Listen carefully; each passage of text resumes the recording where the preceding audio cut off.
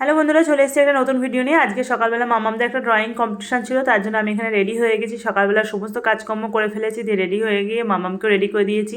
আর 10টা থেকে ছিল ড্রয়িং কম্পিটিশানটা। এখানে খাবারের ব্যবস্থা করেছি, মামাম খাচ্ছে, আমিও খেয়ে নিলাম। এবার সবার মিলে বেরিয়ে গেলাম। তারপরে ওখানে পৌঁছে গেলাম। পৌঁছে গিয়ে স্কুলে আরও বাচ্চা ছিল, মামাম দেখুন এখানে খেলা করছে তানিসের সঙ্গে। আর আরও স্কুলে আদার্স জায়গা থেকে, সমস্ত জায়গা থেকে সব বাচ্চারা এসেছিলো, ওখানে অংশগ্রহণ করেছিল। এবার বাচ্চারা পারুক বা না পারুক, প্রাইজ পেলেও কি পেলো না সেটা পরের ব্যাপার।